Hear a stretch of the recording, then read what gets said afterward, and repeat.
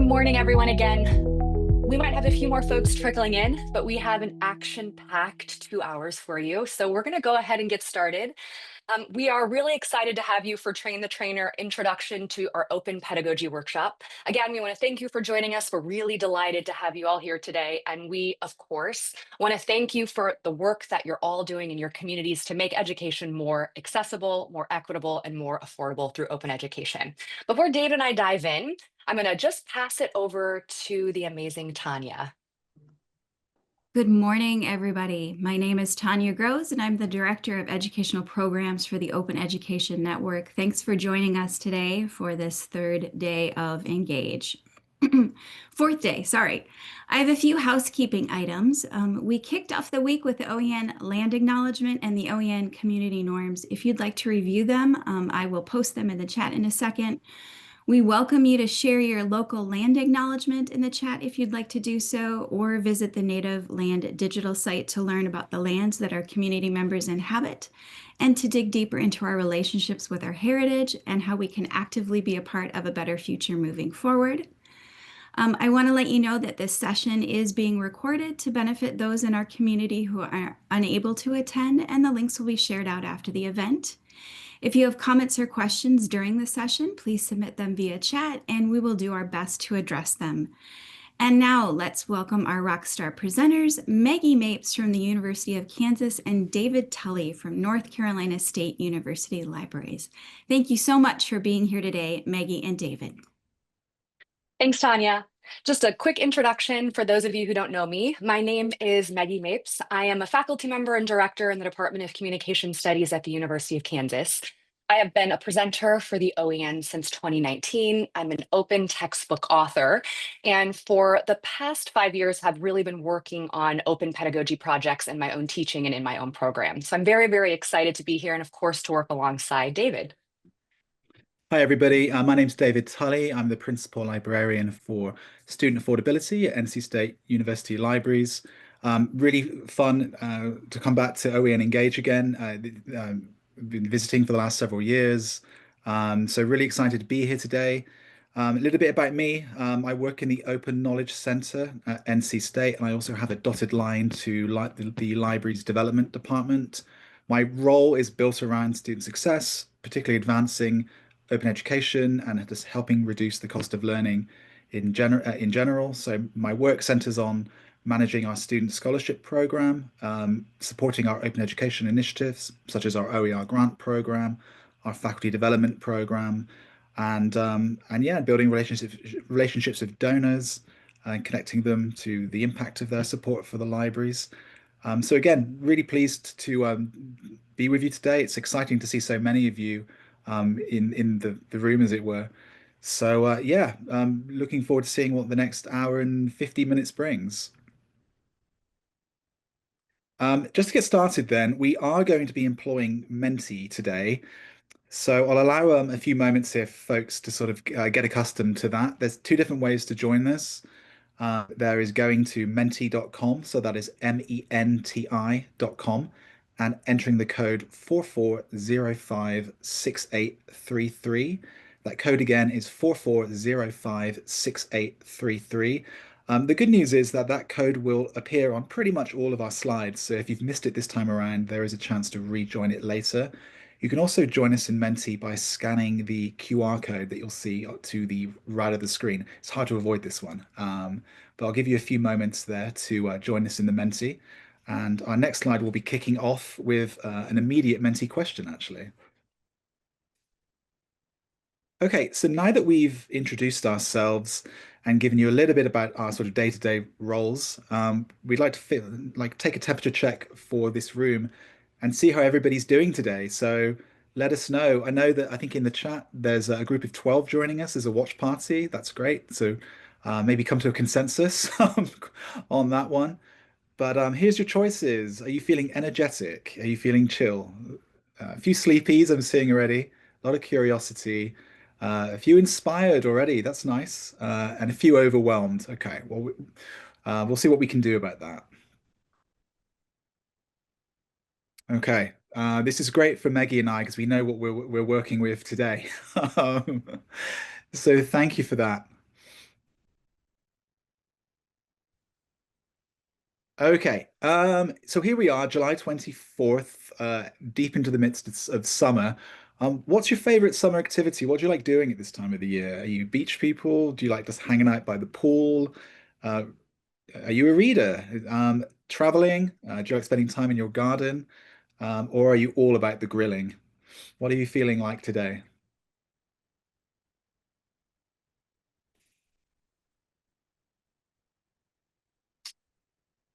Nice. I would not have predicted this. I thought beach was going to be the clear winner here, Maggie. There we go. We got a griller. Okay. I thought we might get one. Okay. Excellent stuff. Well, hopefully that's given you a little bit of a sort of orientation to the Menti, and there's going to be lots of pauses along the way as we deliver our workshop for you to engage with the subject that we'll be talking to you about today as well. But it's great finding out a little bit about you to kick things off. So our focus today is on open pedagogy. However, open pedagogy that starts with open educational resources, or OER for short, and the practices that are enabled through the use of OER. So to begin with, let's just all be on the same page foundationally. We are defining open as free plus permissions, and for many, the conversation open education starts with a conversation around cost and access or lack thereof to materials. The focus often begins with OER, which are free and help remove financial barriers for students. But beyond affordability, OER comes with this set of permissions that we'll see on the next slide that allow us to pretty much rethink traditional teaching approaches and create new, more dynamic learning experiences. And these permissions are copy, mix, share, keep, edit, and use, or, and many of you will be more familiar with the five R's that retain, reuse, revise, remix, and redistribute. As unlike traditional all rights reserved copyright, which is inherently designed to protect IP, OER is also designed to protect, but does allow for some additional flexibilities, additional permissions, which allow for sharing. So, in other words, open licensing, often Creative Commons, that I know many of us will be familiar with, it grants the ability for others to adapt and update content, customize, tailor content, and hopefully overall improve content that lead to better student learning outcomes. But onto the pedagogy piece now. Scholars like David Wiley and John Hilton, often referenced by many of us, I know, and we've benefited hugely from their research over the years. Well, they've worked to narrow and clarify the concept of open pedagogy, and they eventually introduced this term, OER-enabled pedagogy, which they define as a set of teaching and learning practices that are only possible, not only possible, or at least practical, because of the five R permissions that come with using OER. But what does that actually look like in the classroom? So how do educators know when a project or assignment truly aligns with OER-enabled pedagogy, rather than just being like this fantastic example of project-based learning? So to help make that distinction, educators can ask themselves the following four questions. Number one, are students asked to create new artifacts, be that poems, essays, videos, songs, etc., or revise, remix existing OER? Number two, does the new artifact have value beyond supporting the learning of the author? Number three, are students invited to publicly share their new artifacts or revised remixed OER? And lastly, number four, are students invited to openly license their new content, their new artifact, the revised remixed OER as well? These are the four questions that help distinguish OER-enabled pedagogy for educators away from something which can on the surface look similar, like project-based learning. And for several years now, the OEN has been hearing from its members that it wanted more resources around open pedagogy. So I know in my role as a librarian, when I kind of entered the open education space back in 2019, this really applied to me. I know that I initially needed and wanted much more support around getting my head around open pedagogy so I could in turn provide the necessary support to my faculty. And I think for a lot of us, I know I found this, open pedagogy at first, when introduced to it, can feel a little scary, maybe a little bit because it's unfamiliar. So we're going to both define it as we talk through this workshop, but we're also going to look at just a few really cool things that open pedagogy can do, that it can facilitate. But I also want to acknowledge that it's not enough to know that open pedagogy can be transformative. So we want to first acknowledge that the challenges that are there when talking to faculty about it, as well as helping them to get started. And I think what we're hoping for overall is that this workshop acts as a kind of big assist to help get you started. Okay, so speaking of the workshop, Meggie, I'm going to tag you back in and we're going to get going. That's great. Thanks, David. So now you have a kind of fundamental understanding of open pedagogy. And when we think about the goal of this sort of train the trainer workshop, it's really to help you understand the benefits of taking something like this open pedagogy workshop and introducing it to your colleagues, to your campus, maybe even to other folks in your discipline. So it's a great opportunity for you to really think about how to take some of these portions or the entire open pedagogy workshop to really begin sparking those conversations on your campus. Now, we have a shortened session today. Normally, when David and I do this, it is a 3-hour workshop. So while we're going to introduce you to a few key things on this agenda, as you'll notice, we will do some modifications, especially since you're familiar, for example, with things like the Open Education Network.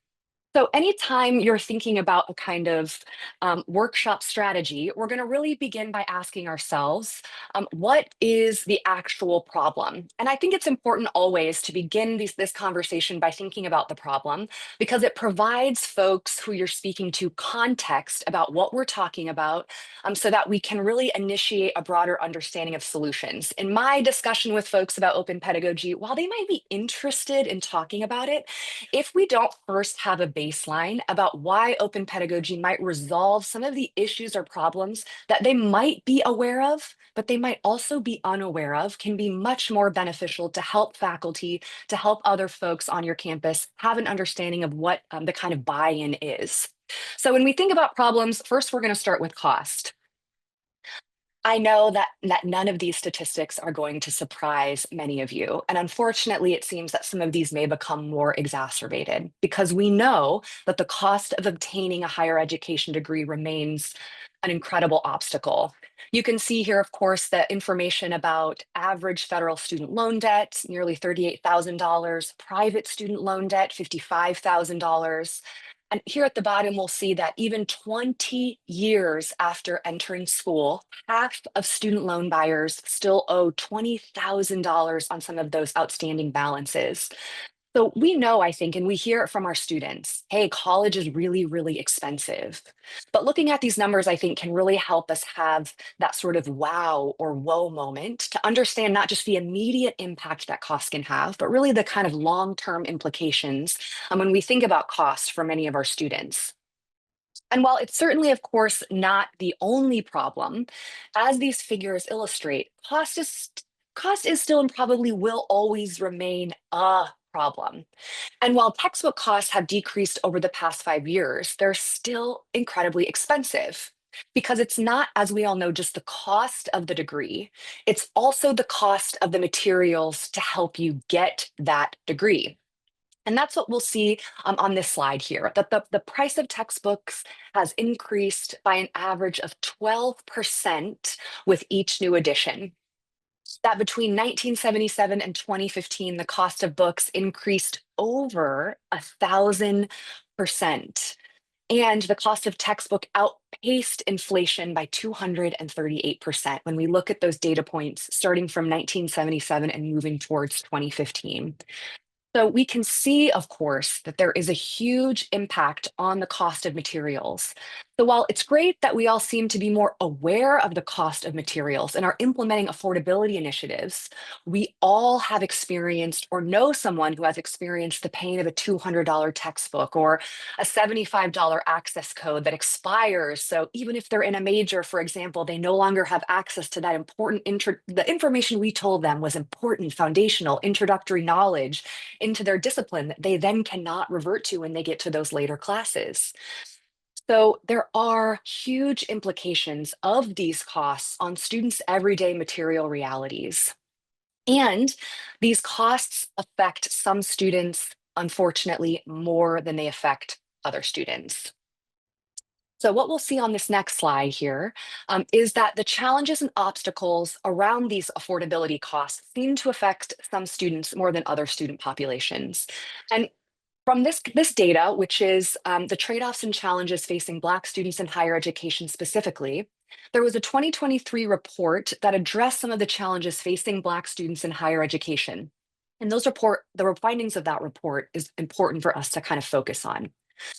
From that report, we learned that the 6-year completion rate for any type of degree is lower for Black students than for those in other racial groups.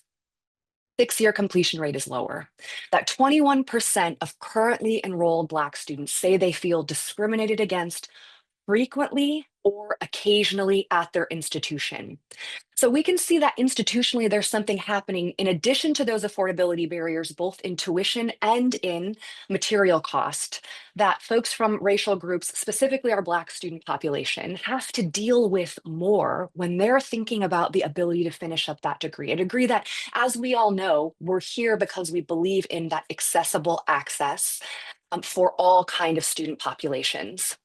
And there's one more component to the problem that we also want to highlight, and that's the overall sense of belonging that students have, that students face.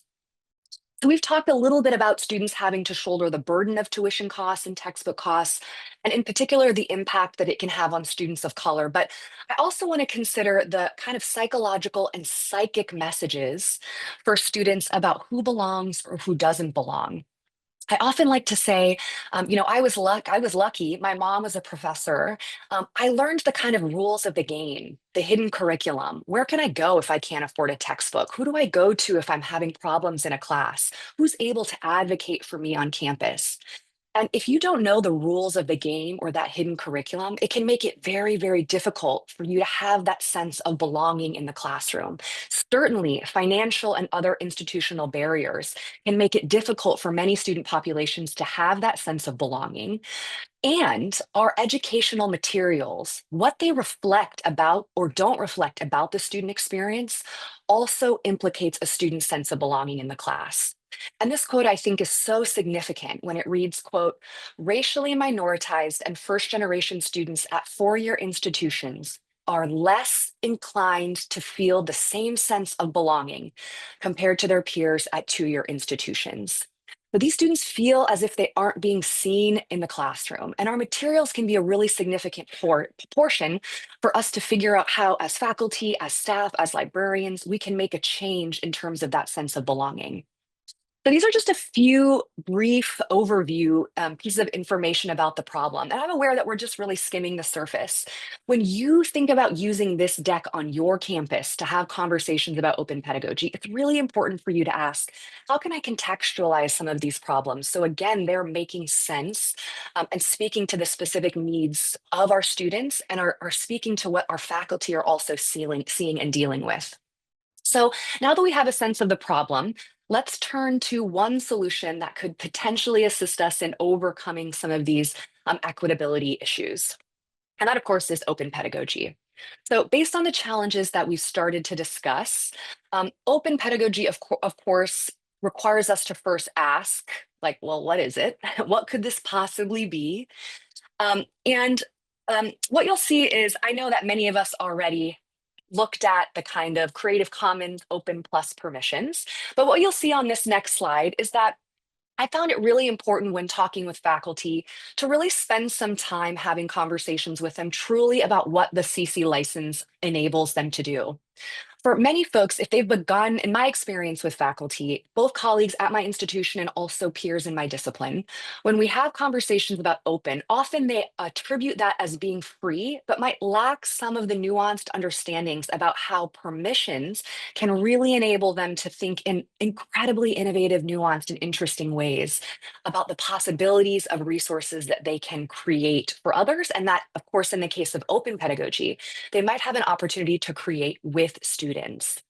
So we really think and make sure to spend some time considering what open might mean and talking through the opportunities not only for copying, sharing, keeping, and using, but of course the possibilities that are really enabled in editing or remixing, so that we're moving beyond what we would call disposable assignments, where students do something to achieve an educational objective, and whatever has been created is thrown away, it's saved in their Dropbox file, and then we move on to the next objective.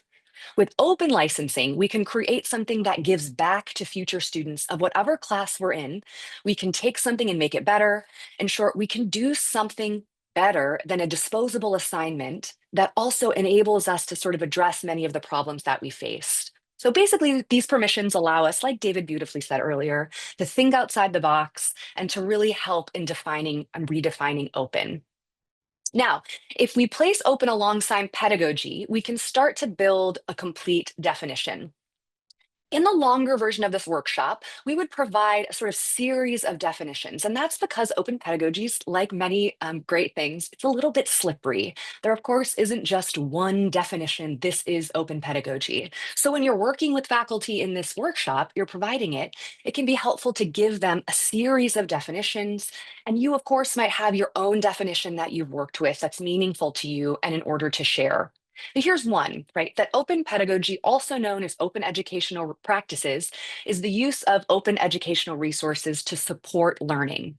So when you use open pedagogy in your classrooms, you're inviting your students to be part of the teaching process and to be participating in the co-creation of knowledge. So again, there's more than just one definition, but this is one that we can kind of think about holistically when we're working towards this idea of open pedagogy, that we're transitioning away from what I and many of you would likely know as the banking model of education, and instead really moving towards an autonomous understanding where you're constituting knowledge with students in a way that might be impactful for future classes and other folks beyond the sort of strict discreteness of what you might otherwise understand your classroom to be.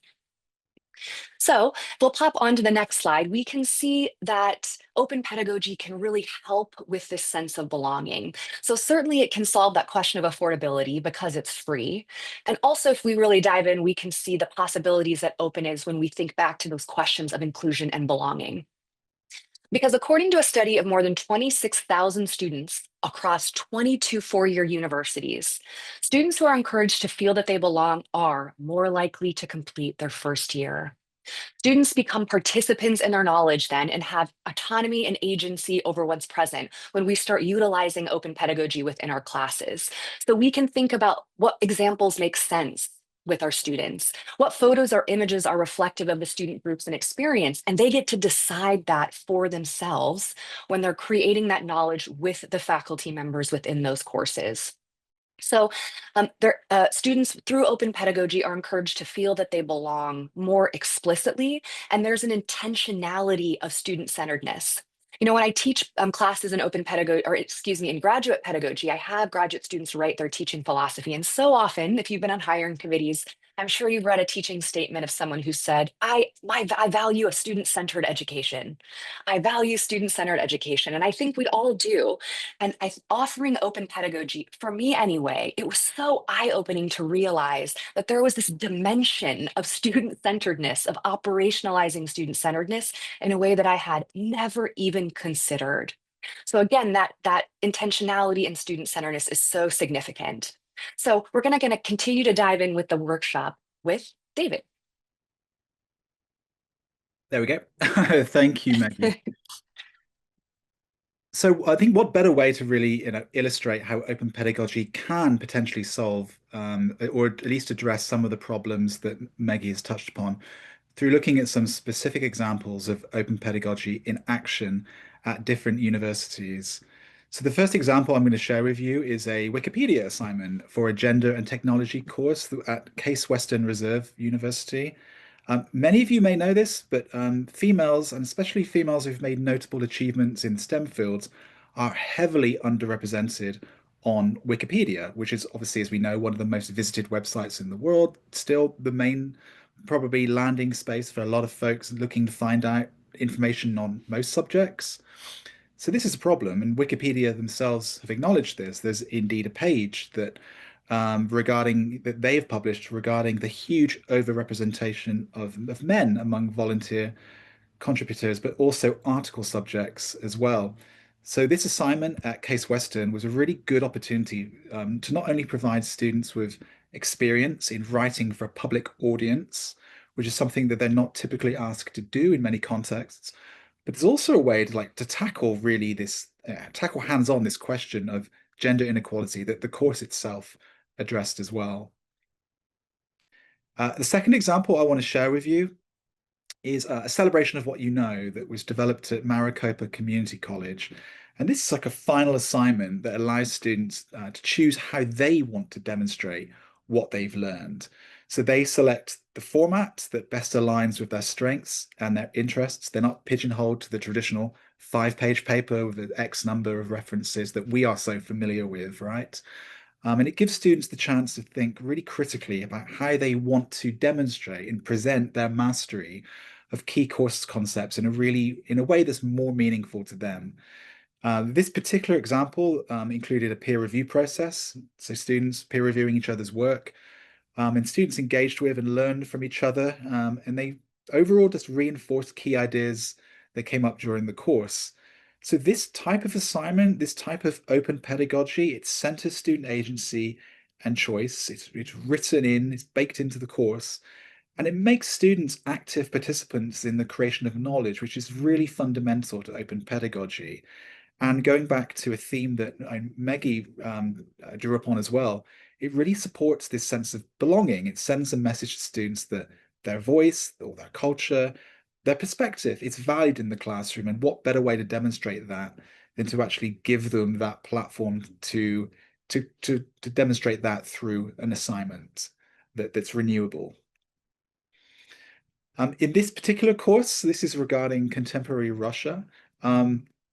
This is really interesting. So the professor actually invited students to co-design the syllabus. So the syllabus was incomplete on day one of the course, intentionally, so the students could collaborate with the professor and co-design it themselves.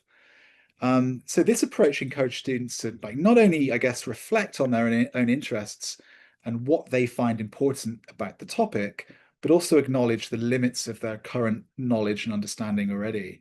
And it gave them like a stake, literally, in shaping their learning journey throughout this course. So, of course, there are still some guardrails. The instructor sets the core priorities and the overall learning objectives, but students had an opportunity to have a voice in how they actually reach those particular goals. So this type of model, I like it because I think it centers the student experience, it reinforces their agency again, and it involves them early on in the process.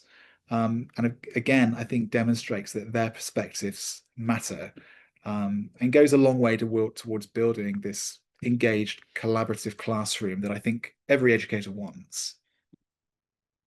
In this next example, this was out of Clemson University, so not a million miles away from where I am. This is the Public Health Science program.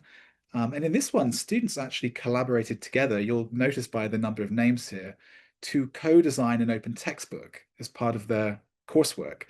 So the project was designed not only to meet the learning objective, which was, in this particular case, understanding weight-related health issues, but actually produce a resource that had value outside of the classroom, something that was available to the general public and the general public can benefit from.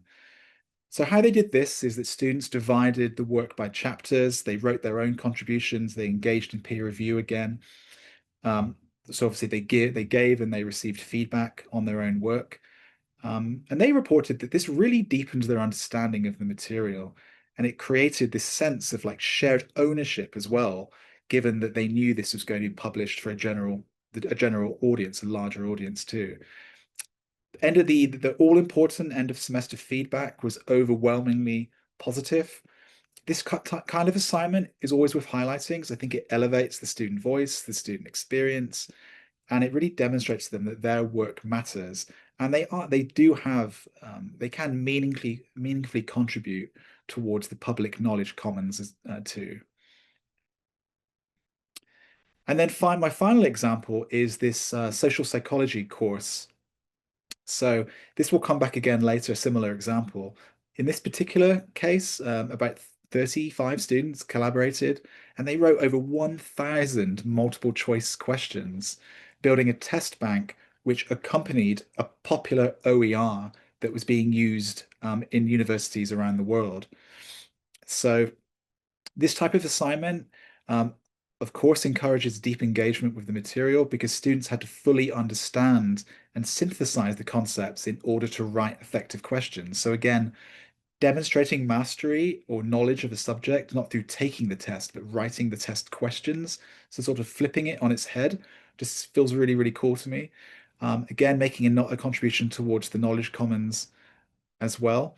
And also the value that it has outside of the classroom. So there was already this textbook, this OER that was popular, but it lacked supplemental material. So students actually contributed this really valuable resource towards this product as well.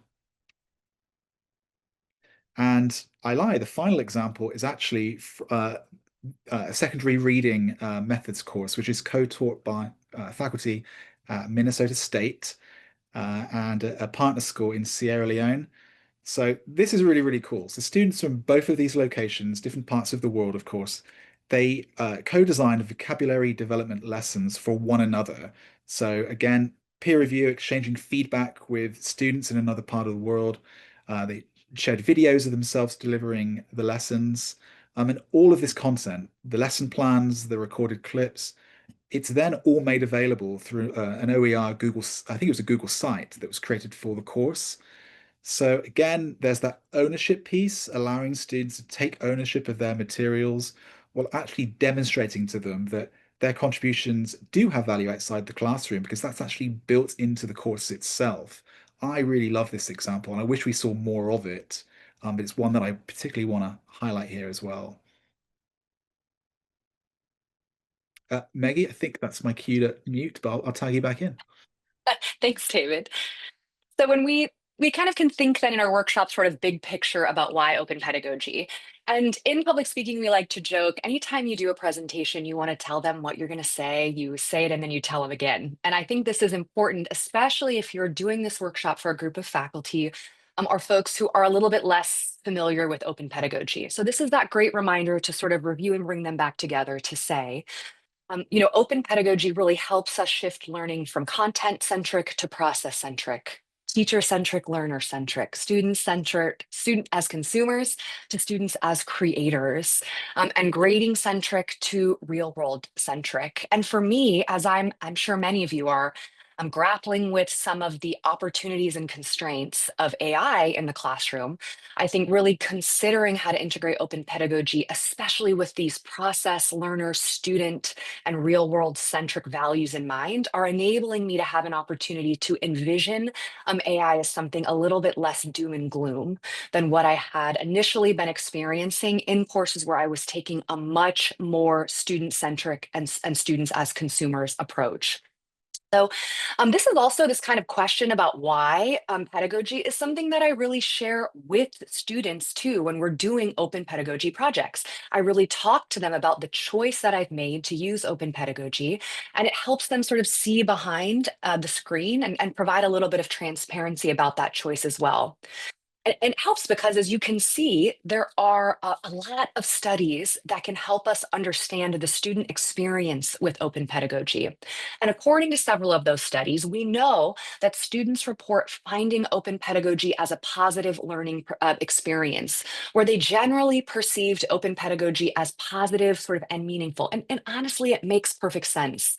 When I first started adopting open textbooks, I would tell students, here's why I've adopted open textbooks. And I would notice on my faculty teaching evaluations at the end of the semester, many students would reference that decision as something that enabled us to sort of build trust. So we see that here in the results of student experiences with open pedagogy as you sort of open up that opportunity much more broadly to viewing their needs and to thinking about them as autonomous. Students also expressed appreciation in developing artifacts that could be used by others. So I've done this in my graduate pedagogy course, where using Manifold with the OEN, our graduate instructors were able to make teaching resources that weren't privatized, that weren't something only they use, but something then that we could provide to other instructors or faculty members, again, openly. So it feels, again, students report that they're seen as kind of scholarly, right? They're viewed as scholars. So students reported feelings of agency where they were contributing to a body of knowledge rather than simply consuming something that was already known. And of course, the ability to develop better critical thinking skills. So students in these studies reported really developing those skills through open pedagogy because it allowed students to evaluate sources, synthesize ideas when creating their own artifacts, in addition to just giving them feedback as a means to improve their work. And then lastly, we know that reports highlight students have better perceptions of OER and and in particular, the classes that are able to enact those. So given that that open pedagogy tasks are able, excuse me, given that the open pedagogy task are really able to position students in that way rather than accepting content as authoritative, students who were tasked with improving content or materials are really, again, able to have a better sense of self. They're able to see themselves as scholars, and again, they're able to develop more critical thinking skills. Now, let's kind of pop back onto Menti here. Hopefully you still have it open, but just as a reminder, if not, on the top of every slide there, you can see that it's going to give you that code at menti.com. And so here we're asking, is there anything in these foundational sort of definitions or what open pedagogy does that resonates with you as an educator? Me too. That student-centeredness, I think, is incredible. Yes, authentic writing. I read a really interesting article recently about encouraging students to be cringe, and the kind of really important part. So being creative, sharing your writing, not being afraid to do so. And I think open pedagogy can really enable that environment of authentic writing, of agency, that student experience, learner agency. Yes, non-disposable assignments, which we'll be talking more about here in the session also. The lack of definition is both frustrating and liberating. I connect with this so much. Do know though that there are opportunities for you to really figure out what definition works for you, especially in the context of your own courses. Being able to share what you're practicing about open pedagogy with students. Yes, absolutely. Transparency, these questions of empowerment. Excellent. So, how can you get started? This is a really important part of the workshop to really move us towards engagement and to move us towards action. So here are a couple things that we'd like to suggest. The first is that you can, and I'll pop it in the chat for you, you can watch this really incredible YouTube video. So this is about a 45-minute video. It is about with a copyright expert, a librarian, and a faculty member, and it really is faculty focused. So it's really about trying to help folks understand what open pedagogy is, how it intersects with things like accessibility and social justice. There are examples, there are tips.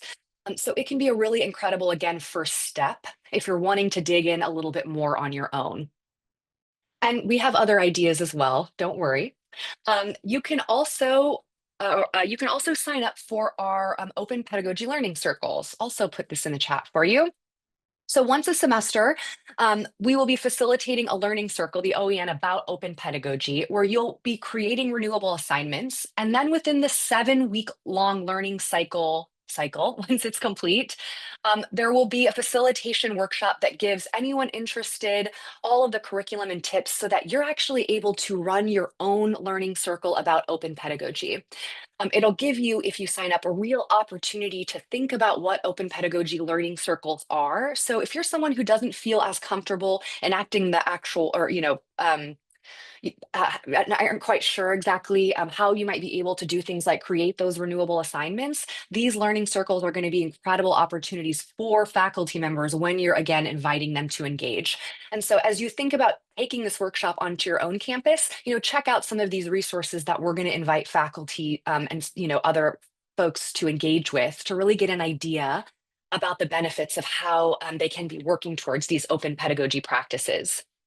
We have more ideas also. So on this next slide, um, you also have an opportunity to think about joining the certificate or to get a certificate in open pedagogy. So the OEN is currently running the third iteration of the certificate in open pedagogy, and it was funded by the Institute of Museum and Library Services. So the next session will run in the spring of 2026. And this certificate program takes faculty librarian pairs and provides a facilitated online course about open educational practices. It then has them implement an open pedagogy project on their own campus. So the pilot offering saw some really wonderful transformative curricula through the power of open pedagogy. So again, this opportunity to really say, here's another way that you might be able to learn more. As a faculty member, I want to say I take as any opportunity I can to pair with a librarian because it has always been incredibly beneficial. So I love this opportunity that we can provide for folks interested in open pedagogy. And then lastly is the Open Pedagogy Portal. So this is both a repository for kind of real life examples of renewable assignments, student work products, and teaching and learning resources about open pedagogy. So you can browse the portal, which is so incredible. You can browse the portal by discipline. You can use different keywords.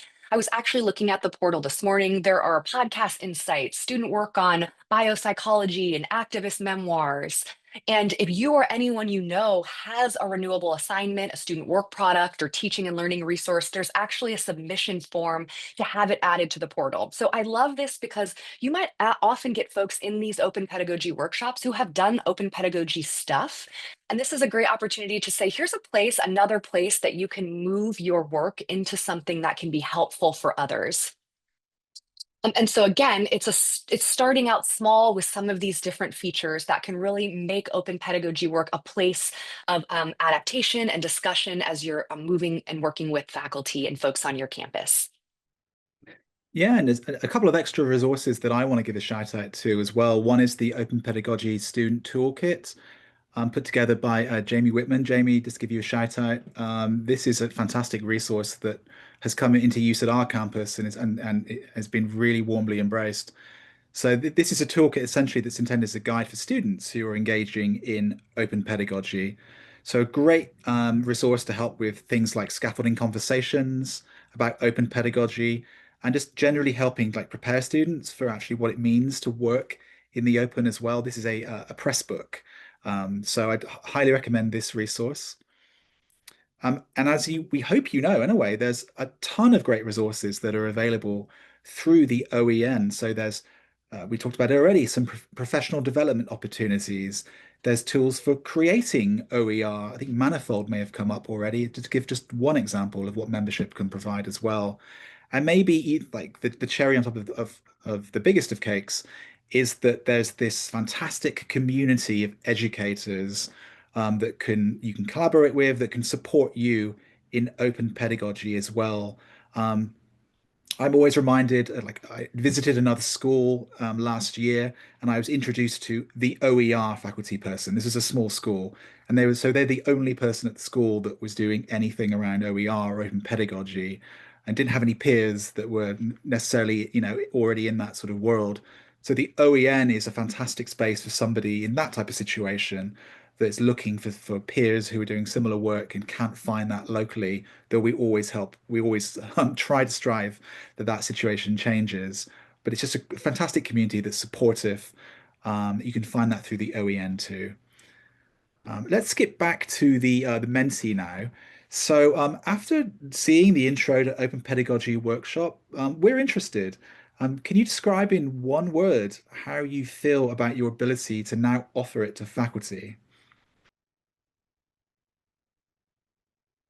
Growing. Okay, good. That's a positive.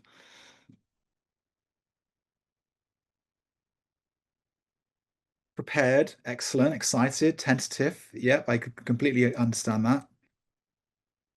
Optimistic and cautious. Measured. Confident. Encouraged. Less hesitant. Excellent. It's so nice to see so many positive comments and forgive us for limiting you to one word. But we thought we'd try out a word cloud. But I'm actually pleased that we did. Excited. Excellent stuff. Capable. I love that. Growing. Okay, brilliant. Cautious. Okay, get that. And optimistic. Excellent stuff. Well, we have plenty more content to come, and there'll be more opportunities for checking in, seeing how folks are feeling about things. But on our next slides, we'd like to actually ask you, um, can you identify a challenge that you will likely face as you engage faculty in open pedagogy? So what's something that comes to mind already that you may perceive as a hurdle at this stage? Time commitment. Yeah. Yep, yep. There's a theme here for sure. Understandable. Stubbornness. Yeah, I see that as well. I've encountered that. Folks that have had a model that's used for that they've used successfully for so many years. So, whether they are receptive to doing something that's a little bit different, yeah, that can be a bit of a challenge. I think it's two themes really, both time and also the willingness to do something new, a new approach. Okay, let's proceed. Um, this next section in our workshop, this is the section that is actually about facilitating an open pedagogy learning circle. So, to give you a little bit of background about me, I've facilitated probably about 10 of these since about 2020 or so. So that's faculty learning circles around open pedagogy, specifically at NC State, but also across the UNC system. We're one of 17 schools in North Carolina. In this section, I'll be drawing upon my own experiences running cohort programs, but I'll also be primarily focusing on the OEN model as well, as it shares many similarities as you might expect.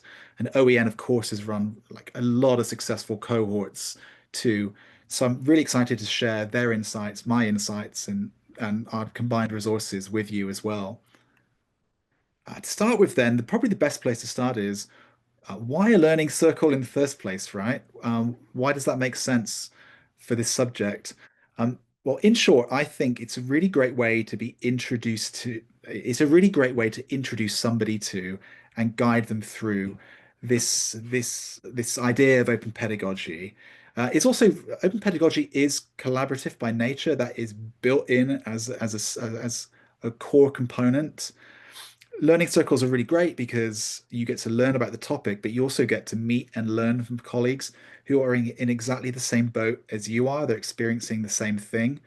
And I've seen firsthand that a facilitated learning circle can really like foster, I guess, a sense of community in our cohorts.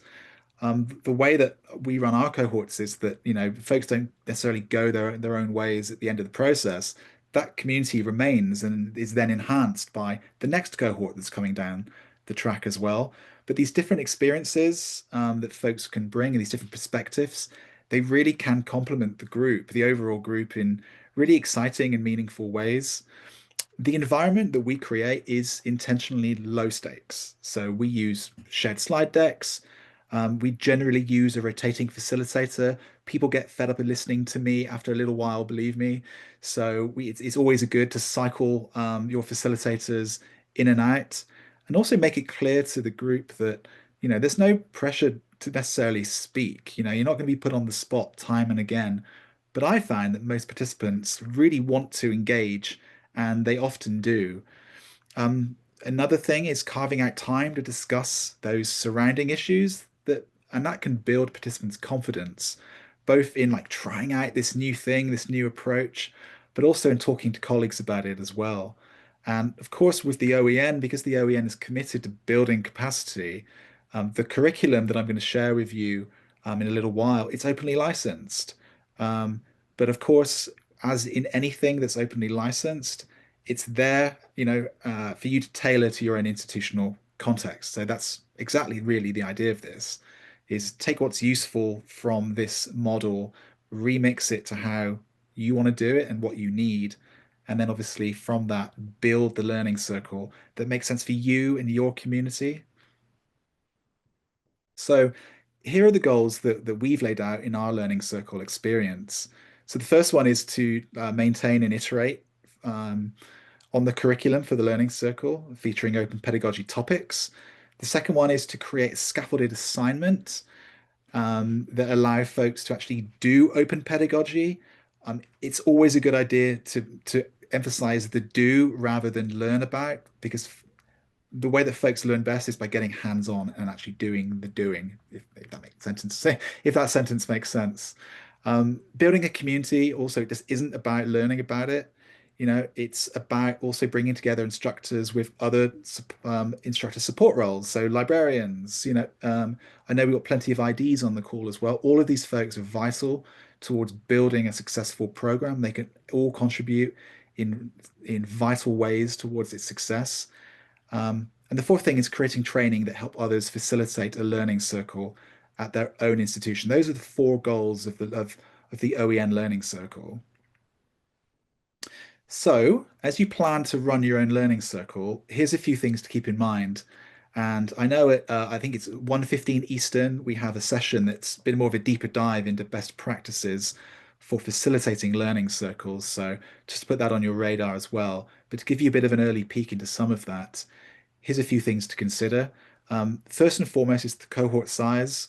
Um, OEN chooses to start a little bit larger, typically 12 to 15, to account for that natural attrition that a lot of programs find. And typically 8 to 9 participants attend and actively engage in each session.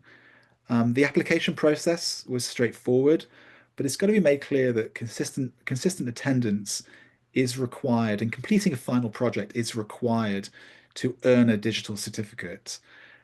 We intentionally invite both faculty and staff to participate, and we're glad that we did. And again, just to highlight the conversation between those groups, it provides just rich interdisciplinary sharing and fresh ideas. Also, just carefully consider how many sessions to offer and how much time to dedicate to each. There's no hard and fast rules on that. There's nothing to say that you need to meet once a month or you need to meet every day or once a week and so on. Again, it depends very much on your context and what you hope to achieve, and also on your own bandwidth as well. Um, as you plan to facilitate, we do recommend a few practices. Always consider consistent opening and closing activities. So something low stakes, like what's your favorite summer activity, for instance, it just allows people to feel involved sort of early on, at the outset, and also the closing as well. Even when the bulk of the session is devoted to a guest speaker or a guest instructor. We email participants with pre-work that usually consists of a reading prompt and or a video, and sometimes that's with an eye on come prepared to discuss this in the next session. We consciously use tools that might be used when engaging in open pedagogy. So hypothesis, for one, Menti is another, Google Docs is another. It's generally not a good idea to use tools that aren't going to be generally open and freely available. We always offer some time to reflect upon each session. So like a shared Google Doc perhaps is a great way to introduce that to the group. But we also want to create something that's practical for future use. And we'll actually talk about that more in a second. And then, as in with any group, you also want to offer individual consultations for those that want to talk through their final projects, who aren't necessarily comfortable sharing that among a wider group. There's something to be said for offering on the side individual consultations as well. So that's a little bit about the how of the learning circle. But now we're going to actually stop and pretend that you are in the learning circle, that we're actually underway among our own open pedagogy learning circle.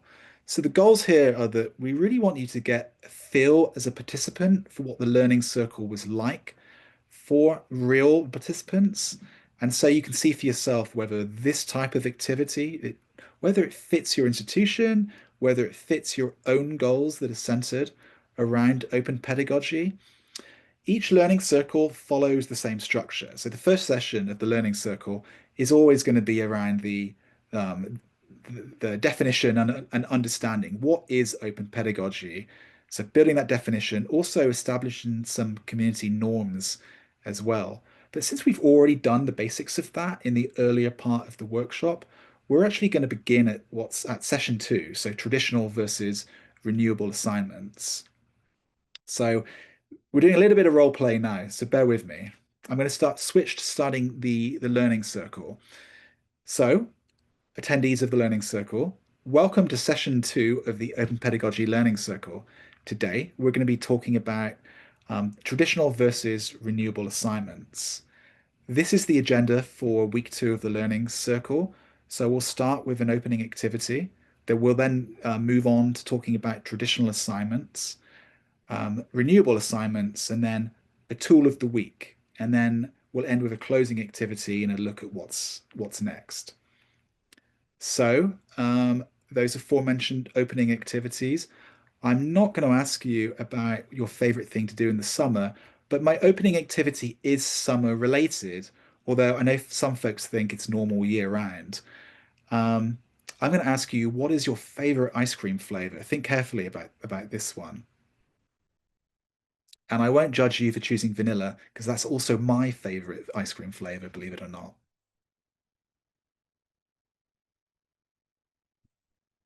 And certainly please use the chats if your favorite flavors are not represented. We are always looking for recommendations. There you go. I knew that would be at least one other person who enjoys vanilla. Excellent. Seeing a lot of love for mint chocolate as well. Yeah, that's probably my second favorite.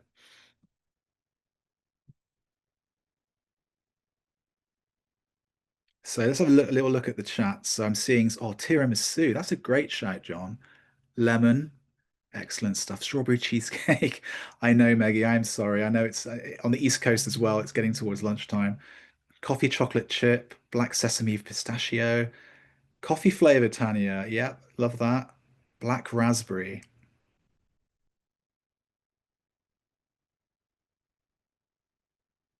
All right. Okay. So now I've made everybody hungry. I will aim to distract you from your hunger by moving forward with the session.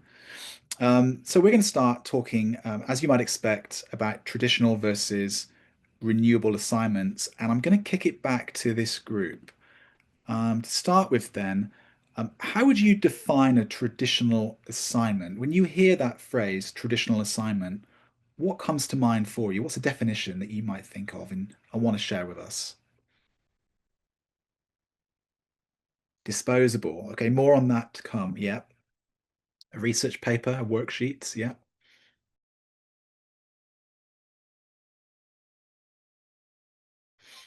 A boring research paper. Yeah, I did have a few of those during my undergraduate days for sure.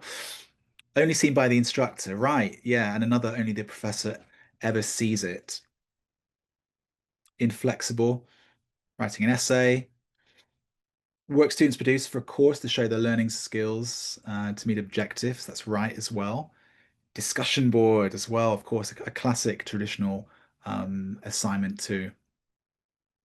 I think that a lot of us probably what comes to mind immediately is the research paper. That's what we're so familiar with using um, over the years as well. And so these are actually a lot of great examples of a traditional assignment.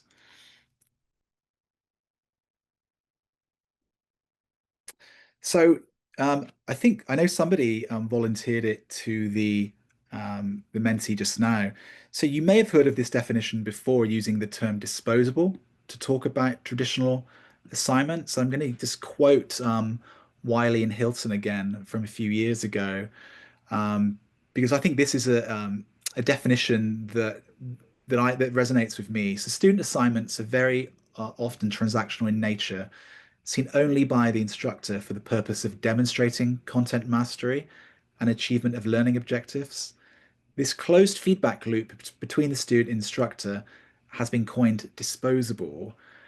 So I think what this definition really captures is that these types of assignments that we just um, touched on a moment ago, they have no further meaning beyond that single classroom and that single grade. So you can go away and produce, an A plus paper or fantastic contribution to a discussion, right? But once it's graded, it's essentially forgotten about. Yeah. They don't contribute towards the larger community. It's transactional in nature. You do it to achieve a grade. It's graded, and then you move on. But I want to be clear that, and I don't want my tone to be dismissive of these types of assignments, because I want to be clear that there's certainly value in these types of assignments. Excuse me.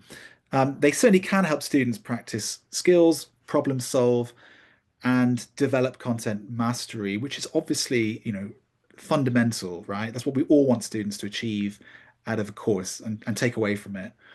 But I think what open pedagogy is really sort of working towards is adding that additional value onto these assignments so they can contribute towards their communities, whether that's locally or in the case of several slides back, globally as well. And not just that, but traditional assignments, it can be difficult to bake in giving students agency over their educational experience. So you're going to hear me using the term traditional assignments versus disposable assignments, but fundamentally, essentially, they're the same thing. So we've actually covered a lot of examples of traditional assignments already in the previous slide.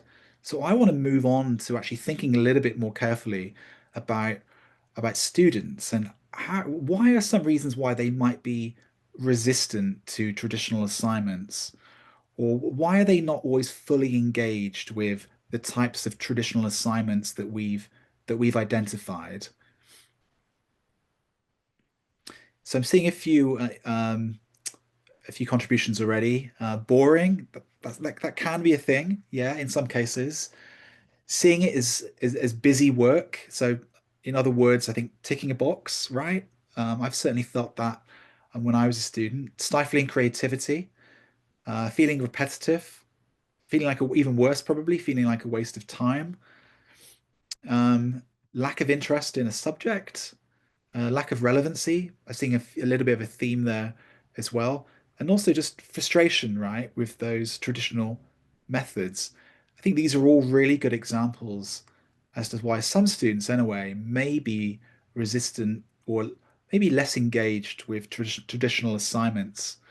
Um, so um, we had a great list just now. So this is a list of traditional assignments that sort of I came up with, and you've hit upon many of them already. But some other ones are, one of my least favorites actually is the printed poster.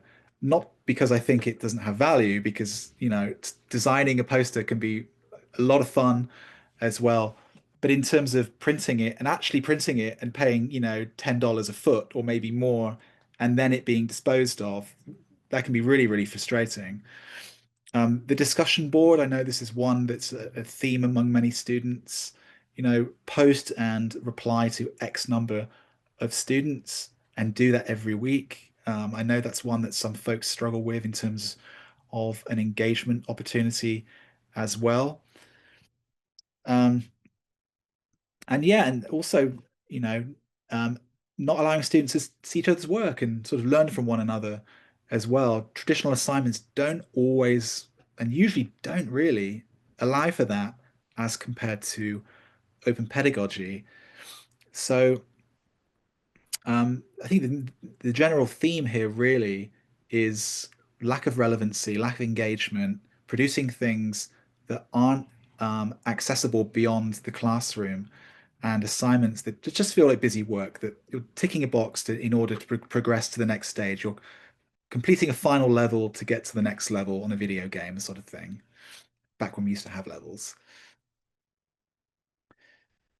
So let's switch back to definitions. So we had a definition for traditional assignments. We've had some examples of traditional assignments, also renewable. How would you define a renewable assignment? What's a definition that you would think of? How would you, if somebody were to ask you, how would you explain it to a peer?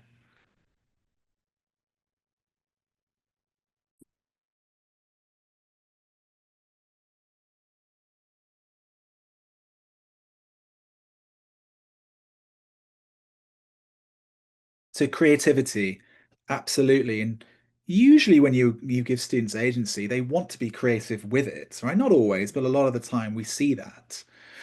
One of the previous examples talked about, demonstrating knowledge of content through a format of your choice. So some students may produce a video or a podcast, something, non-traditional in sort of that sense. Giving student options, essentially, exactly.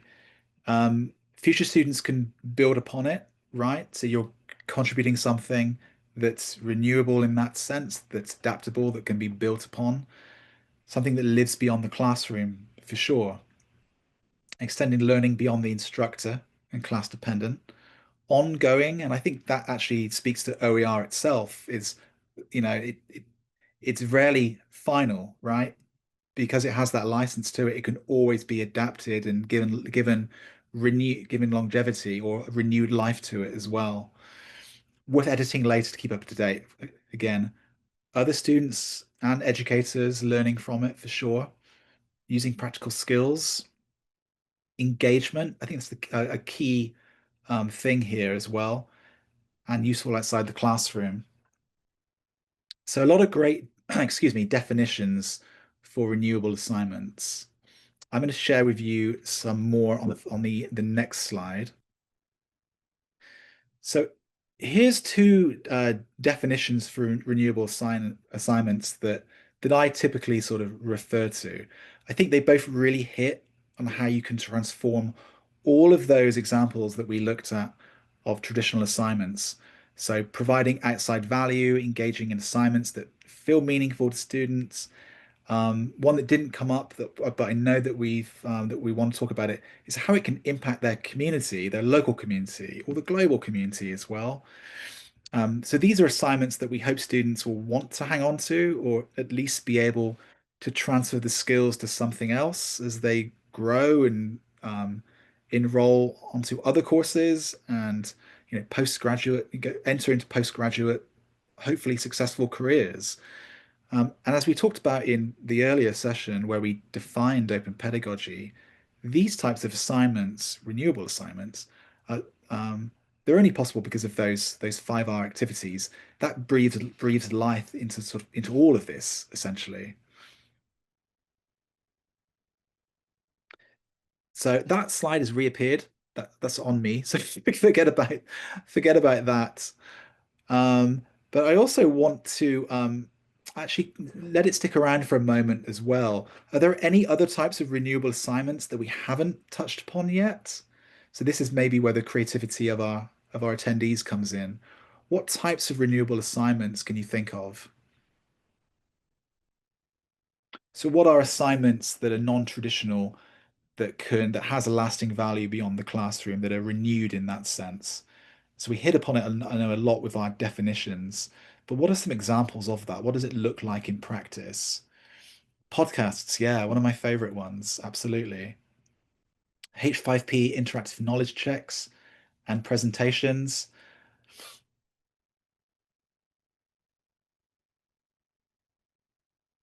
letters that you actually send, right? Blogs, yes, excellent. Translations, I think that's a really important one, actually, that can easily be overlooked. Portfolios, community PSAs, exhibits that are open for the world to see.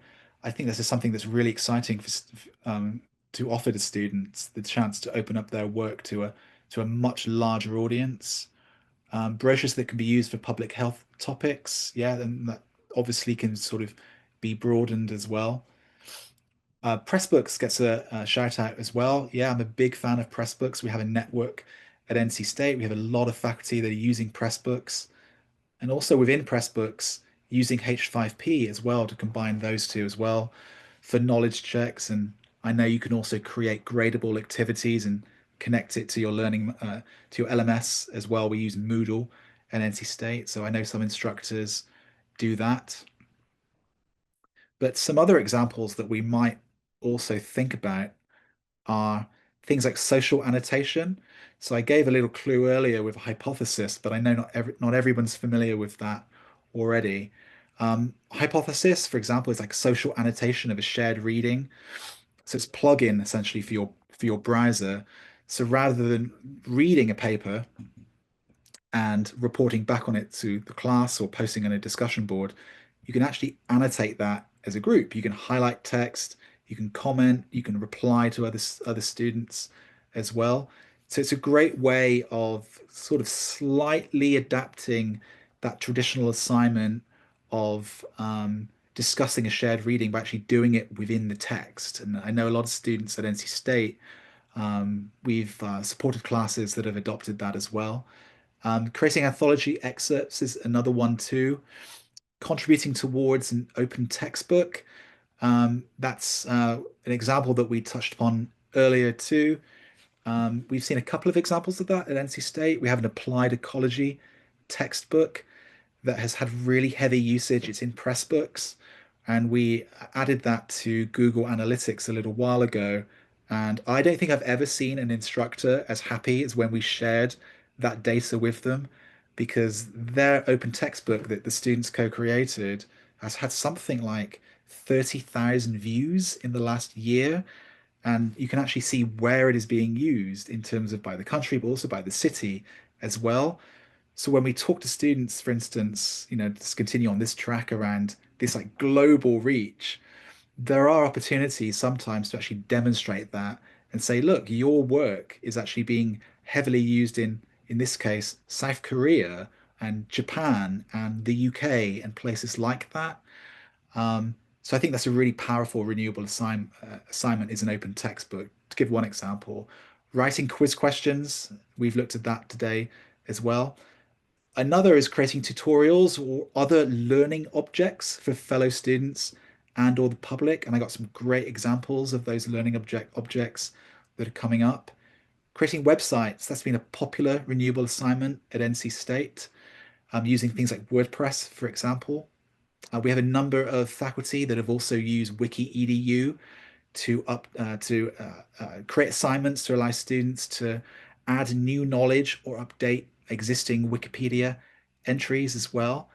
And then creating lists of sort of common problems or advice for writing after doing peer review of other students' work as well. So all of these assignments, I mean, there's more that we could talk about as well. But what all these assignments, I think, share is that they work towards giving students meaningful connections to their course materials with a choice in how they interact with them and the ability in all of these examples to share beyond that one sort of singular course, as it were. So, tips for getting started with renewable assignments.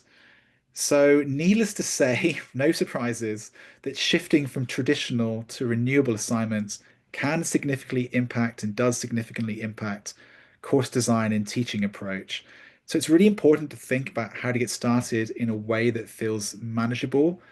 Um, Starting off with starting small, for instance, um, instructors don't have to overhaul their entire course off the bat. Just changing one assignment or even one aspect of an assignment is still a great first step. Renewable assignments, they certainly exist on a spectrum, and a simple way to begin is by giving students choice in how they submit their work. So going back to the idea of giving them some agency over the formats that they choose to submit their work. And, with most instructors, as they grow more comfortable with open pedagogy, then you can broaden out and expand towards maybe, only using fully renewable assignments. But starting small is certainly encouraged. Certainly focus on active and authentic learning. So the goal really is to design assessments where students are actively engaged and have agency in their learning, but consider, how does my assignment align with my learning outcomes, you know, but also what do we want students to engage from this experience and how does that align with the values of the instructor? And then think about the tools as well. What tools are out there that could support the assignment? Scaffolding, again, this feels obvious, but it's worth reiterating. Scaffolding is really, really key here. So even if you start with just one assignment, scaffolding is essential. For in the vast majority of cases, Students will be completely new to these concepts. So it's important to think about how you provide support for this, for the tools, but also the concept as well. And I want to give another shout out to the resource that Jamie put together as just one resource that I would always recommend sharing with students as a reference tool. And a well-structured renewable assignment should encourage knowledge transfer. So it should always help students apply what they learn beyond the classroom. But on these next few slides, I think what I want to do is explore some examples of how to start small with renewable assignments. So one small but meaningful shift really is to going back to that discussion board assignment and turn it into a social annotation activity. We talked a little bit about this, I know, so I won't sort of regurgitate too much of what I said, but this type of assignment does often feel formulaic and sort of what's the phrase somebody used? Feels busy, right? I'm going to use that phrase, I think, from now from now on. But switching to like a social annotation tool, like a hypothesis, for example, it can begin to move assignments away from traditional to renewable. So um, annotating directly within the assigned reading is a great way to start small. So asking students to highlight passages that are meaningful to them or even they struggle with is a great way to start. But a variation that we also liked is something called seek and share. So this is where students annotate the reading, but they then bring in like a related piece of media. And students love GIFs, right? I love GIFs. A lot of us love GIFs. But bring in something in a way that connects to the text. So if it's a GIF or not, whether it's something else, a song, an image, a video, even something that connects to the text. So I think it gives a space for creativity, personal expression, but also still grounds them in the course content. It's just a fun way, really, to create a sense of deeper engagement, meaningful connection with the material, but also among their peers as well. So this is a great way to start small. We also talked about the question bank um, as well. So an example that I use that I often refer to is the work of Dr. Rajiv Janjani that I know many of you will be familiar with. A really powerful voice and really inspiring person, actually, in all honesty, in the open education space. And Dr. Janjani is not only, published open textbooks, but also created opportunities for students to do open pedagogy, and take part in renewable assignments. An example that I really like is one that he shared around, having students create the test questions rather than take the test, create the questions instead. So I want you to think again about, from a student's perspective, speak a little bit about different types of renewable assignments and what students might get out of them. But let me switch it back over to you. What do you think students would appreciate about renewable assignments? What comes to mind for you? Real life connection. Yeah, straight off the bat there. I really enjoy it when students are given a chance to bring their own kind of like lived experiences to assignments. I think open pedagogy can provide that if given the space. Variation in learning techniques. Yeah, definitely. Um, yeah, sharing their expertise in the field, showing that they do have expertise, they do have value that's um, that's appreciated beyond the classroom. Sharing their voice, in fact, inside some students who have the course. Ownership, yeah, absolutely. With agency comes ownership, I think. Choices, I think that's, yeah, certainly by extension, and practicing skills they need for the future, that can't be overlooked, right? At the end of the day, we are preparing students to, have hopefully exciting careers and contribute meaningfully towards the workforce of the future. I think that's a really great entry that's worth highlighting. Purpose, again, and again, useful for future self. Items for portfolio, yeah, great example. I think I might have overlooked this one, so thank you for sort of prompting me. I mean, some of these assignments these provide line items that students can include on their resume and talk about in job interviews as well. Students are authoring content, that's being published and shared, right? And the applied ecology example that I talked about a moment ago, for example, I mean that, like, again, that's gone around the world, that students can talk about their work that's being used by students in and educators in all these different countries and what that actually means. I think that's really exciting. Learning from peers, exactly. Yeah, learning from one another. I think opportunities to do so are really exciting. Yeah, these are some great ideas around how students might appreciate renewable assignments. So I'm going to take a break from the Learning Circle experience just for a moment so I can provide a little context about the tool talk slide I mentioned at the beginning, that this is something that's brought into the Learning Circle experience at OEN. So each week of the Learning Circle typically explores looking at a different learning tool that can be used to create or supplement renewable assignments, or in some cases, create digital learning objects as well. So during the pre-work for each session, there's often pre-work. There's always going to be time that's built in for the participants to actually play around with the tools, get familiar with it, but also think about how they might want to use it in their own work as well. And then during each session, we always carve out some time to ask up follow-up questions about the tool, whether participants liked it, whether they saw themselves potentially using it, what they didn't like about it. In some cases, there's never a one size fits all with any of these tools, you know.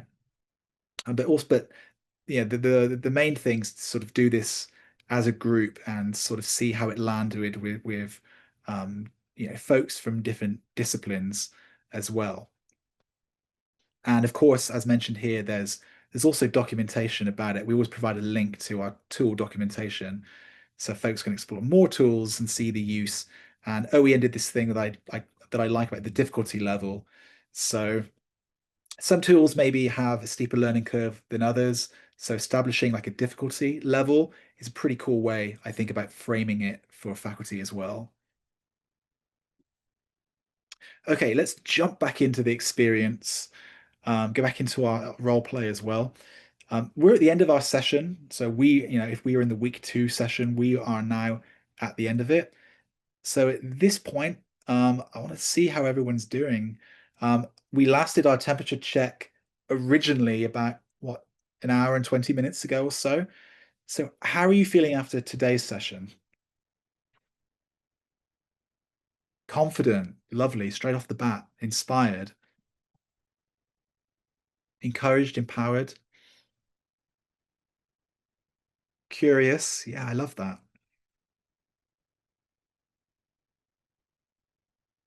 Doable, more at ease.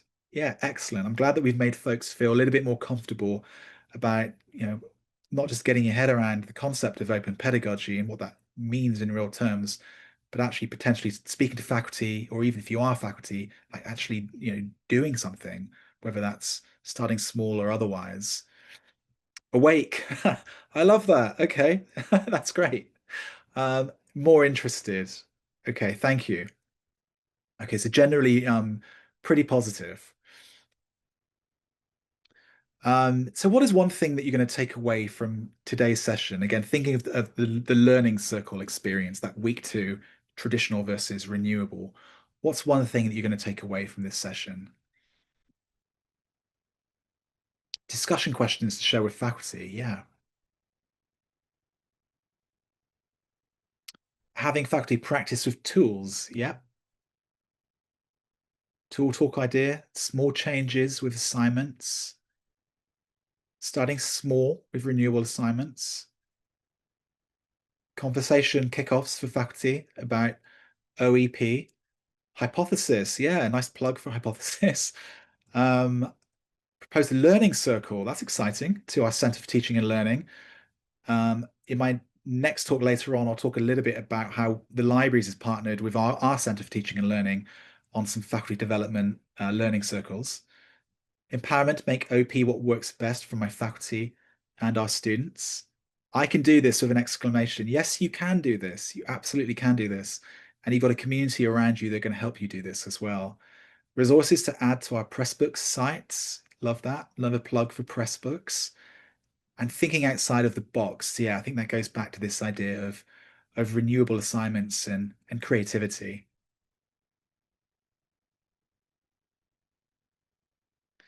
So what excited you most about the topics that we covered today? So thinking about how you feel, what's making you feel that way? So if you're confident, curious, empowered, excited, what's something that you can share with our group about what made you feel excited about the topics we covered?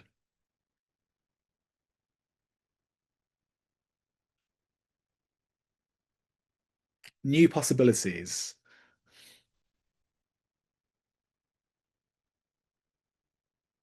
the chance to connect with our most at-risk students. Yeah, absolutely. There's been a lot of studies I've done that have, I think, demonstrated, not that I've done, sorry, that I've been certainly benefited from as a librarian that have demonstrated that OER and OEP can make a difference with students that are sort of at risk, as it were. Terminologies were new to me and powerful, variety of ways to get started, making education more accessible. Yeah, that's something that strongly resonates with me. Specific recommendations for working with faculty, passion for connecting with students. Yeah, I think that's a shared passion among this group. I think that's why we're here. Being given the building blocks to start an open pedagogy learning circle. I'm loving the the shitites regarding looking at the next steps and actually doing the learning circle. Another way to make learning relevant for our students, fostering belonging. Yeah, super important, of course. Simple and more complex ways to encourage the adoption of open pedagogy practices. Yeah, again, there's no one size fits all model here. We want to provide easy entry points or small entry points, but also provide space for folks that do want to do more complex things as well. And yeah, new variations on assignments.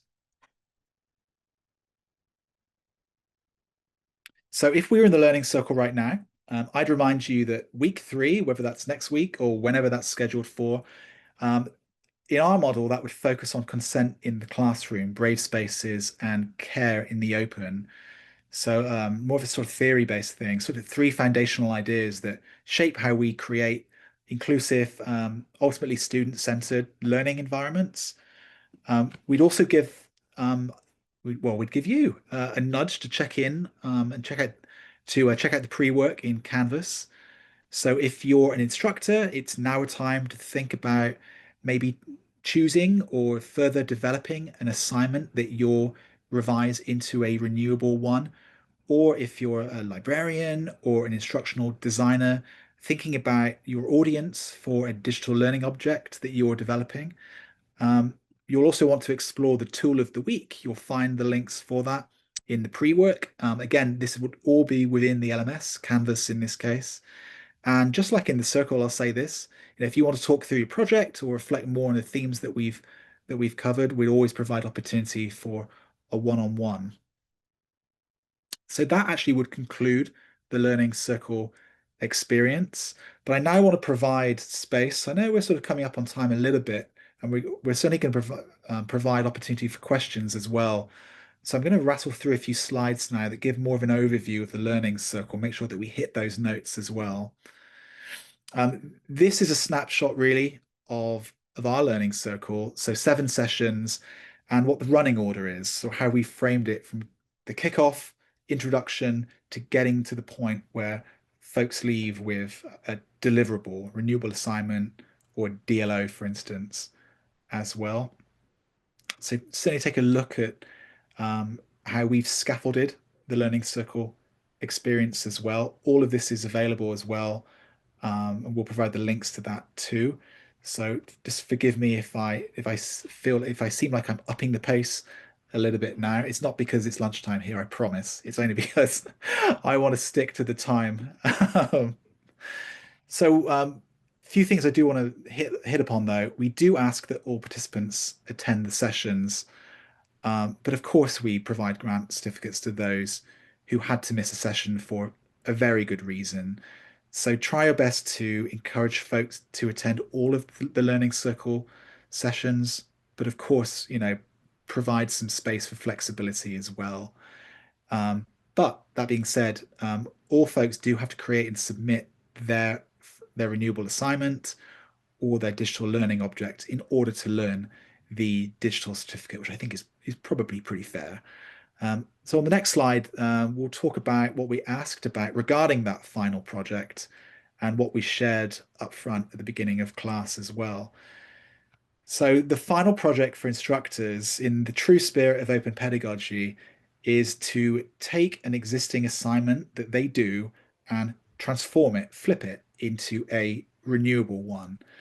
So it's really important for us in our learning circle that participants show what they know by taking each week's lessons and pre-work, of course, and those discussions, those all-important discussions, and using all of that, adding that all of that into the mixture to develop something that they could use afterwards.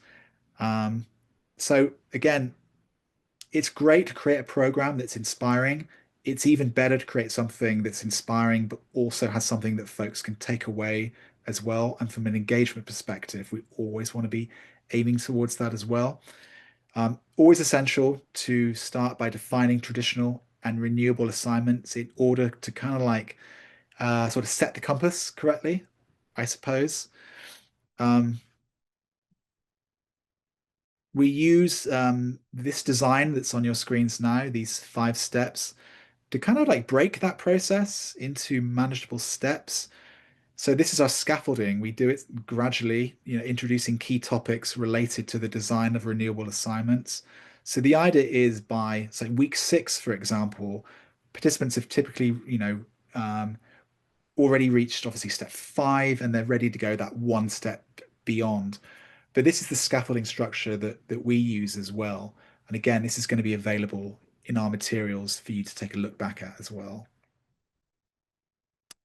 Faculty partners are asked to create a learning object which helps to explain open pedagogy. So the project is also scaffolded so that they're figuring out different aspects of their assignment, which is creating this learning object throughout their time together. So even though we have instructors and librarians or IDs together, they're asked to do different things. Instructors is the assignment, IDs and librarians is those learning objects, but we scaffold to support both of those deliverables.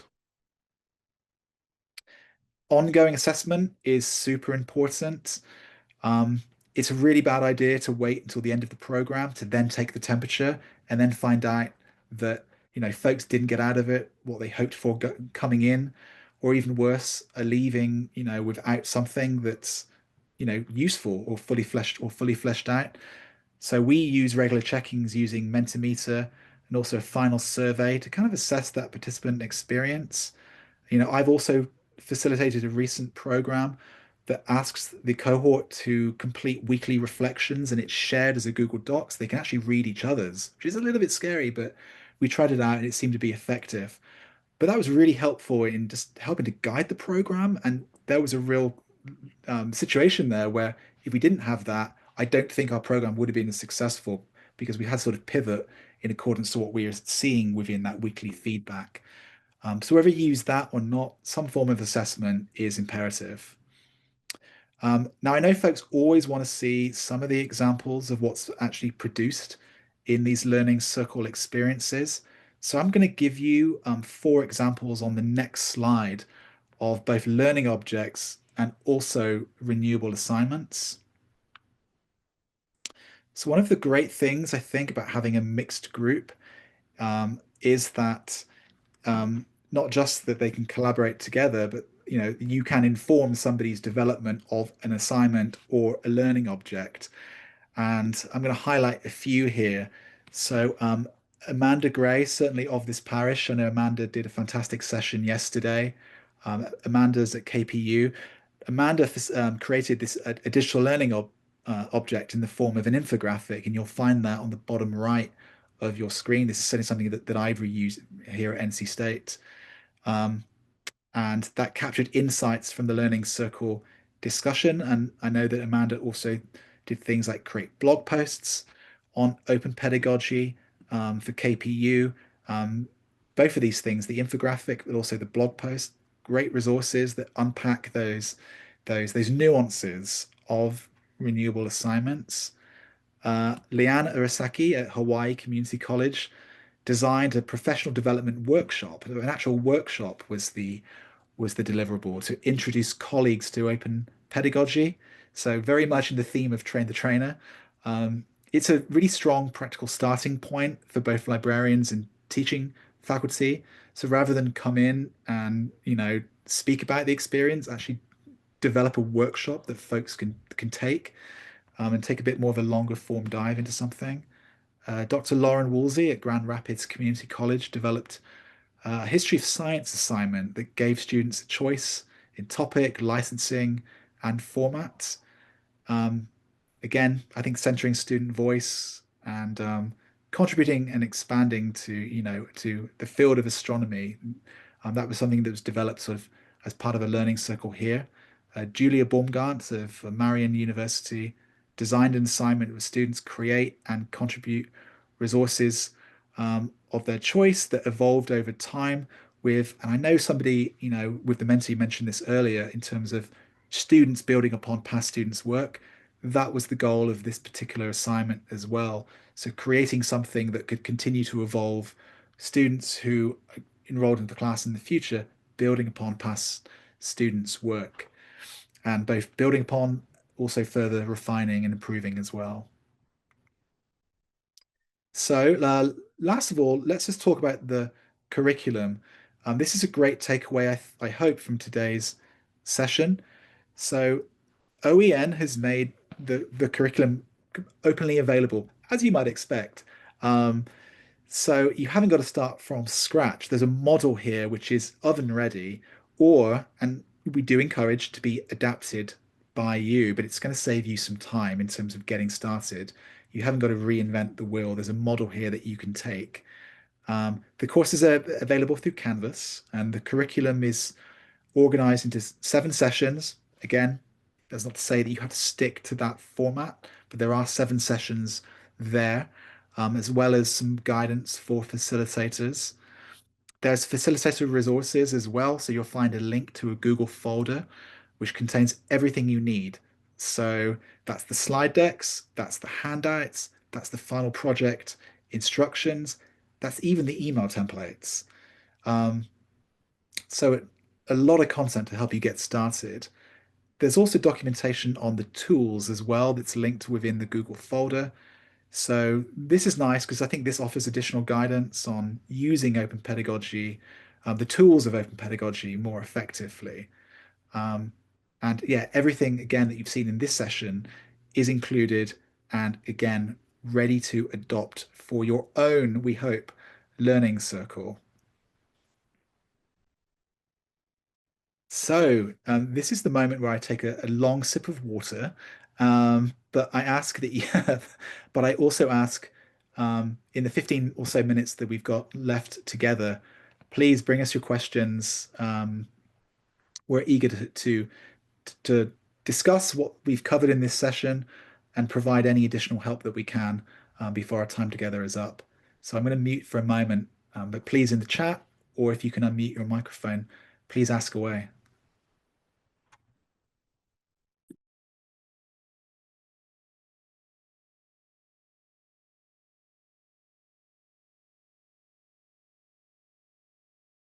And thank you to my colleagues for doing such a diligent job in actually linking those resources within the chat as well. So if you haven't got chat open, please take a look. You'll get the direct link to those resources. But please, folks, yeah, we'd love to answer some questions of yours. It looks like there's a question in the chat.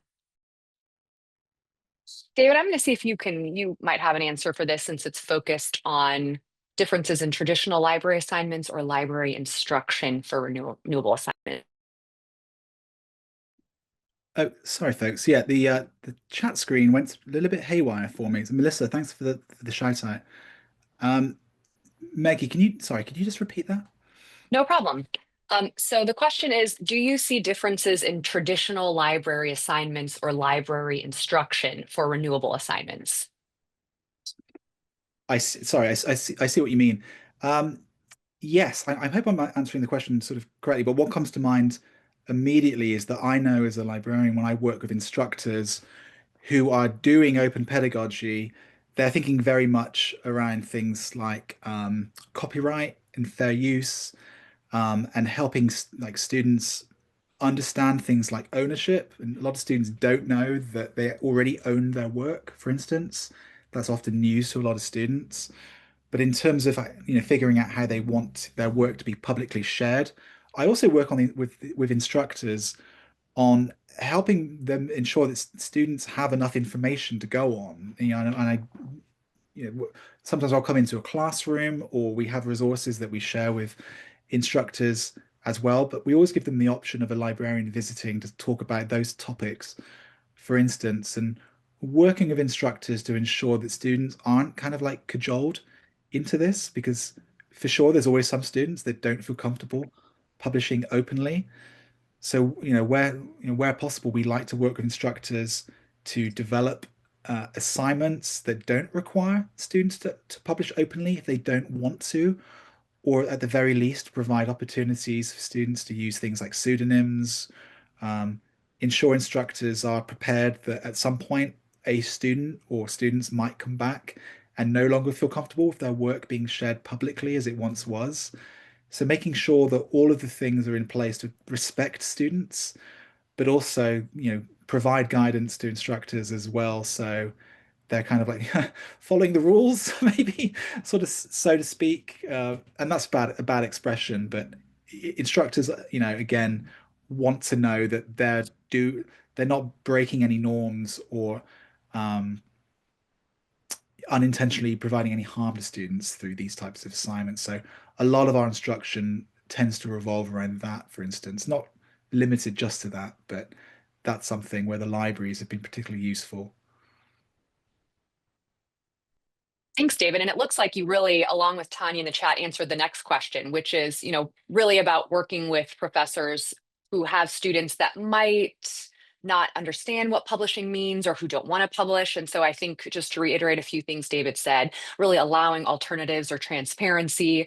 And I think part of open pedagogy, especially if you're going to be publishing open work, is making sure that you're providing students with the language and understanding about what that open publishing might mean. I always do I always lead conversations with students about, Creative Commons licensing also. And Tanya posted a great link to that toolkit there, which also is an exceptional resource. Here's another question for probably David or Jamie, since it's specific to learning circles. Melissa asks, for those of you who've run open pedagogy learning circles, are there specific sticking points that you commonly encounter with participants?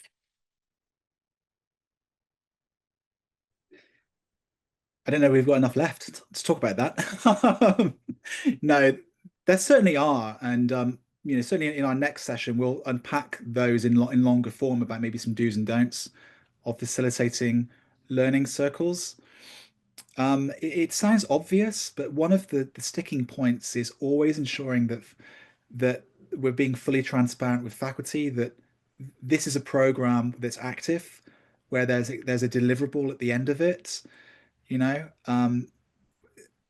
oftentimes our delivery is through Zoom. It's not always, but it often is. Um, you know, a lot of folks are used to attending workshops where they can turn their camera off and kind of, be a bit of a wallflower in some ways, and that's fine. And you can still take stuff away from that. But our learning circles are certainly different because we want folks to actually leave with something tangible that they can use within a course.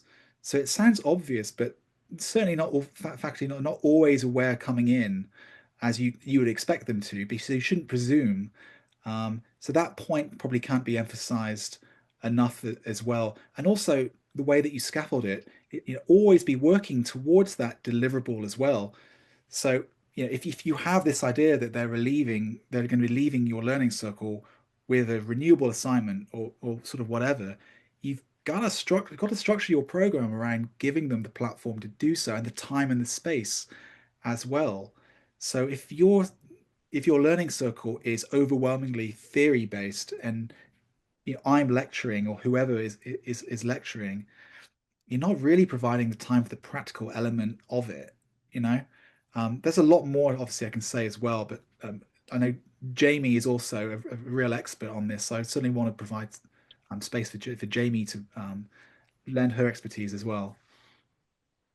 Thanks, David. Yeah, I mean, I think I would agree with everything David has said about this, and I know there's a lot more questions in the chat, so I don't want to take up too much more time. But I will say, I think the comfortability with the learning circle as community is a piece to it, like David was saying, ensuring that folks are both comfortable in sharing, that they have a space to be active, and then again, I think part of what can solve maybe that piece of it is having those one-on-one consultations too, or just, email check-ins that you can do. It doesn't have to be a live synchronous session with somebody one-on-one. It can just be a, you know, hey, how's that project going? Is there anything that I can provide resources for? Is there a tool you're thinking about that I can walk you through? So yeah, I think that building the community, and that's such a, I think a key piece to doing this, because as we've talked about throughout the whole session, open pedagogy has a lot of definitions. It has a lot of pieces that you can take away from it. And so it can be conceptually hard to wrap your mind around a little bit. And so I think the learning circle, what the benefit is building that community where everybody can say, I'm still not sure I'm doing this the right way. And how can we work towards that together? That seems to be the benefit of all the conversations that are happening in the chat too. And so I do strongly encourage even listening to some of this insight to see what some of your colleagues and peer are also offering in their experiences. We have many great questions. Another one is, do these sorts of assignments still get graded? Is the grading different? Lots of great feedback here. Someone shares that this can be a vehicle towards ungrading. So I have done a few things in my courses. I've definitely used ungrading more and more and more and more as more of a reflective component to how the work is being done. I've also moved towards having students construct a rubric. So if we're going to kind of use this work, what are the kind of parameters that might be essential? And again, helping them create not only that final artifact, but also really, again, having them being part of the creating and crafting and critical thinking when considering not only what they might be creating, but how that relates to the learning objectives or the overall goals of the course. So I put that kind of question of autonomy back in the kind of the not the plate of students' laps. I don't know, whatever metaphor I'm trying working with here. So we have any advice or suggestions for working with students who are new to college and might feel uncomfortable? I think as we kind of been chatting about overall, that idea of transparency, I think, can be really important. And I think this is a really good question because I do work in critical pedagogy. And so when I'm working with new graduate students, sometimes they're being introduced to the idea of, power or flipped classrooms, or even putting students in a circle, and they'll go into their class on the first day and be like, my students were horrified. No one said anything. And I said, well, of course, because they're not used to walking into a classroom and being told, what do you think? Let's have a discussion. So I think this question is helpful because part of the scaffolding and integration of these open pedagogy practices is really asking, what do students know? What are the assumptions or presumptions students have about what a traditional assignment is, about what work looks like? And I think that can be particularly important when thinking about first generation college students also. Are there levels of student groups when it comes to open pedagogy? Let's say a doctorate student versus a college freshman. This is a good question. Amanda has some great feedback here. I think yes would probably be that question. And I think an opportunity to ask, what are your goals? What might be some of those student goals on those different outcomes? So again, giving PhD student perhaps more permissions in press books is one great example that Amanda gives here, where undergraduate students might have to have that more traditional scaffolding of assignments in order to lead towards that open pedagogy artifact. I'm losing the chat here a little bit. Okay,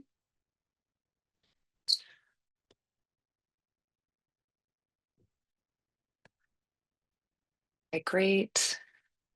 You all are doing so great at chatting with one another. Let's see if I've missed And again, David, when you add any feedback to any of these questions also.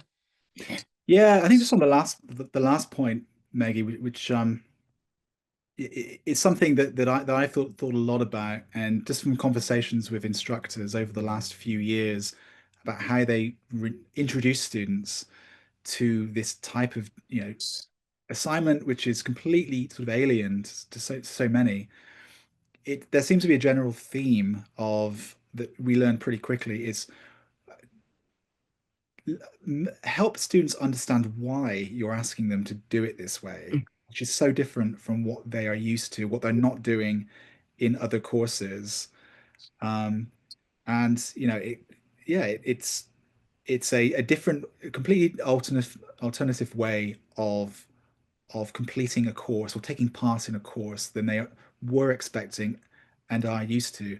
So explain to them why you're doing it this way, other than to, like, you don't want them to think as though you're doing something to make the course more difficult or trip them up in some sort of weird way. All of the benefits of doing it, the re overwhelmingly the reasons that folks do it is positive, you know, is because it's all about the teaching and the engagement and hopefully then the student learning outcomes. But just assuming that students will understand that and not explaining that sort of explicitly, yeah, I think that's something that I think really can be important. And of course, don't assume that because you put that in the syllabus that they're going to see it either. I think that's something that you have to sort of tackle head on at the beginning. Little bit of a broad take, but that's what I've sort of distilled from my own experiences of working with instructors. We are just about at time, so I'm sorry that I have to cut off these awesome questions, but if you want to continue the conversation, there's a great Learning Circle specific session starting at 12:30 Central. And then there's a community conversations about engaging faculty at 2 p.m. Central. And then at 3:15, we're going to have an informal debrief where we go into different breakout rooms based on what we want to talk more about. So please consider joining us for that. Thanks so much for joining us, everyone. We want to remind you that the session has been recorded. It will be shared with you via email and posted to the Community Hub in the coming weeks. Slides and transcripts will also be linked. There's a great number of resources in the Community Hub, so check it out related to open pedagogy. Thank you so much, David and Maggie. I hope you have some time to just relax today. Thanks all of you for coming, and we hope you have a great rest of the day. Thank you so much, everybody.